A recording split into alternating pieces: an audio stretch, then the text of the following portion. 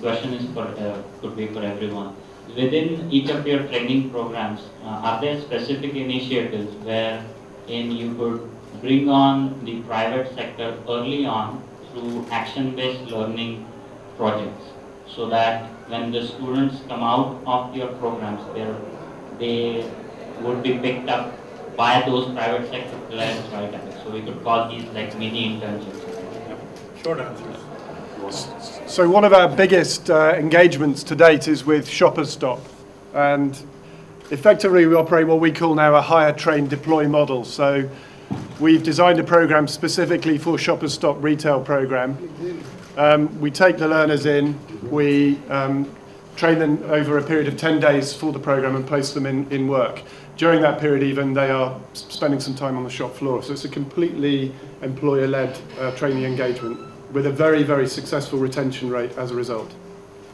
Yeah, absolutely yes. 3 points, quick points I would just like to make. Number one, apprenticeship is a key component of any successful vocational education. So you would find it in pretty much every one of them. And when you do, the institution that is appointing them as apprentices become the logical target for them to work if they do very well, of course. Number two, from a Manipal perspective, pretty much every program, and I mentioned that, is functionally and sectorally driven. And those programs are created together with employers, the private or public sector, but employers. And therefore, you know, they are natural, automatic recipients of the graduates of those programs. That's number two. Number three, and this is the most critical, and maybe at a later stage we can talk. The one thing that none of us have spoken so far, the critical tipping point for, especially in vocational education, vocational skills, in my view, is when employers start demanding people with accredited certifications. Yeah. Now that to me can happen only when there is, you know, in-plant, work that gets done, only when the employers become a part and parcel of the curriculum creation, and only when a significant number of trainers actually come, either full-time or part-time or additional time from the employers themselves.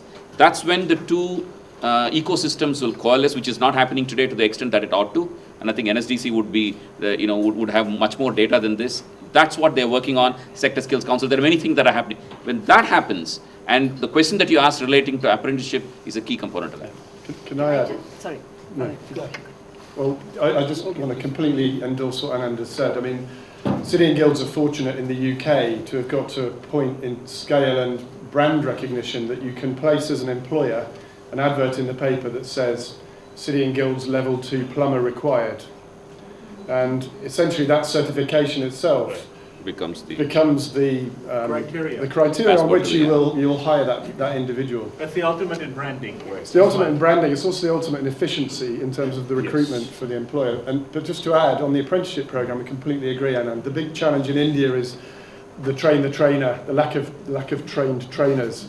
If we can focus on the supervisor, the supervisory manager, him or her to become the master to the apprentice. So we focus on training those individuals so they do a lot more in-house training, bringing through individual apprenticeships. That is the scale that we would need and the approach in India. Sorry. Go ahead. Sorry. I mean, just to take over on that point of industry engagement, so what is being created at the policy level are organizations called the Sector Skill Councils. And these Sector Skill Councils are industry bodies that are responsible for defining what is the quality and quantity of manpower required in a particular sector. So for example, if I take the banking and financial services sector, the BSE or the Bombay Stock Exchange has taken the lead in creating the Sector Skill Council. And they have been mandated to get the top 10 public sector banks, private banks, insurance companies, mutual funds, etc. all together. And this body is going to define, for example, what are the occupational standards required of a banking clerk, right? And any training provider who's meeting those standards gets certified by or accredited by the Sector Skill Council. And industry, because it has created the Sector Skill Council, will be more comfortable in recruiting from those training providers because they believe that it has been certified by, that training provider has been accredited by them. So that attempt is still on, but it's a little bit of a struggle to get all employers to a common platform. So for example, in the Auto Sector Skill Council, to get the Koreans, the Japanese, you know, the Brits to talk the same language is an uphill task, but the attempt is on. You want to add to that?